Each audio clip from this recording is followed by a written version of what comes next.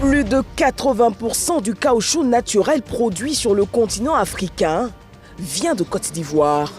Le pays, quatrième producteur mondial, a dépassé la barre du million de tonnes et entend consolider cet acquis. Mieux, renforcer sa chaîne de valeur pour plus d'impact sur la vie des populations. Ce samedi, en visite de travail dans le sud Comoé pour le lancement du projet de chaîne de valeur compétitive pour l'emploi et la transformation économique, petite escale du chef du gouvernement dans une usine de transformation. 3000 jeunes issus de 14 districts autonomes de Côte d'Ivoire seront formés aux valeurs civiques et morales dans le cadre du service national des jeunes. Une convention de partenariat entre l'Institut national polytechnique Félix Houphouët-Boigny de Yamoussoukro et le ministère de la promotion de la jeunesse, de l'insertion professionnelle et du service civique vient d'être signée dans ce sens. 3 autres conventions, notamment l'installation et l'inauguration du guichet emploi jeune, l'extension de la parcelle agricole expérimentale qui passe de 2 à 9 hectares, font désormais de l'INPHB un pion clé pour la promotion des jeunes. Le ministre-gouverneur Robert Begré-Mambé, dans les locaux de Caritas, institution de l'Église catholique pour les aides sociales et de promotion humaine, à Angré, 7e tranche. Ici est rendu pour faire le don des vivres du président de la République, Alassane Ouattara, aux chrétiens catholiques qui ont entamé leur carême depuis le mercredi 2 mars 2022. Après le Cameroun, les yeux de l'Afrique sont rivés sur la Côte d'Ivoire, pays hôte de la Coupe d'Afrique des Nations CAN 2023. Un défi à relever à la fois pour le pays organisateur et pour la CAF, Confédération africaine de football.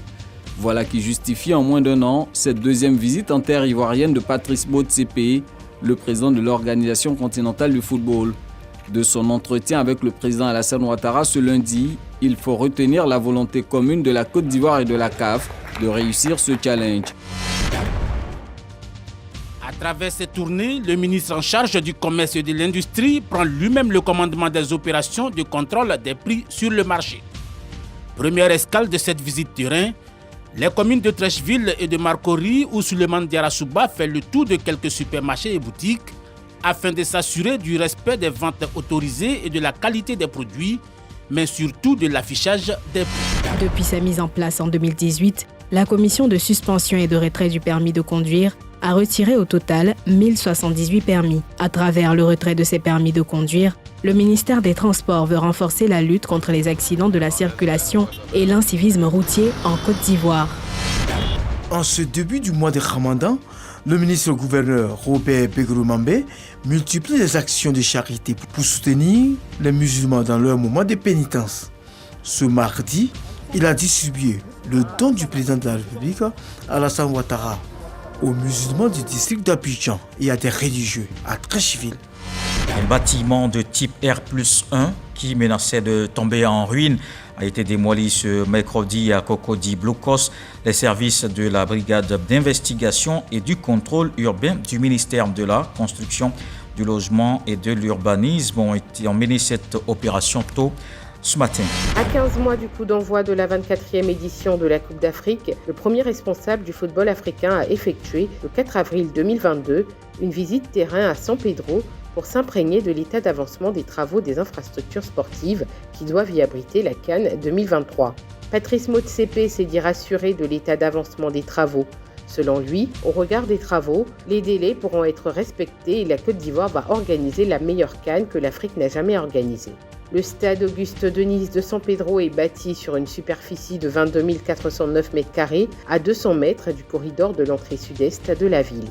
L'édifice sera doté de 20 000 places entièrement couvertes et d'un parking de 2 000 places.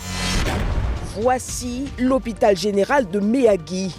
Coût d'exécution, 24 milliards de francs CFA, dont 7 milliards pour l'équipement de pointe.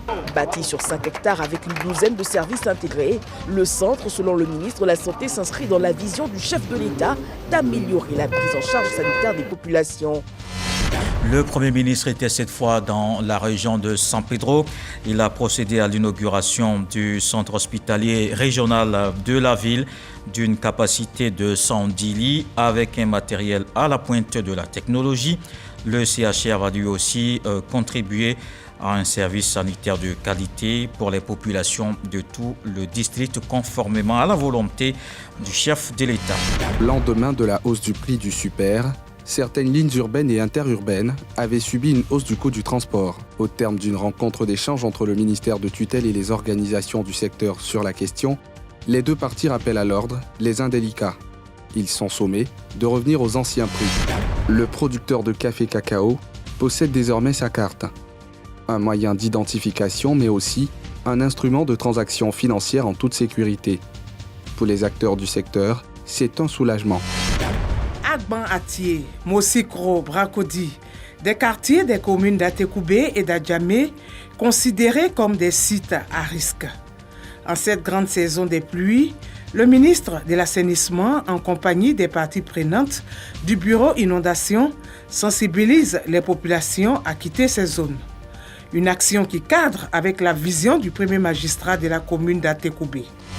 Le 11 avril 2022, démarrent les inscriptions au titre des concours d'accès à la fonction publique. La ministre Anne-Désirée Ouloto, en charge de la fonction publique et de la modernisation de l'administration, l'a indiqué au lancement officiel de la session 2022 des concours administratifs d'entrée à l'ENA. Elle a détaillé le chronogramme et placé la session sous le signe de la transparence. Le CHR d'Adzopé ouvre ses portes. Bâti sur plus de 14 000 m² pour une capacité de 200 lits, l'infrastructure va renforcer le plateau sanitaire existant. Pour les élus, cadres et populations de la région, cet ouvrage est la preuve concrète de l'efficacité de la vision du chef de l'État. Avec Abdoul Kadri, ce sont au total 200 jeunes de 18 à 40 ans, dont 75% de femmes, qui ont pu bénéficier de ce projet à Grand Bassam et à Assini Mafia. Un moyen d'améliorer leurs conditions de vie grâce à un emploi décent et un revenu régulier. CICG, le citoyen au cœur de l'action gouvernementale.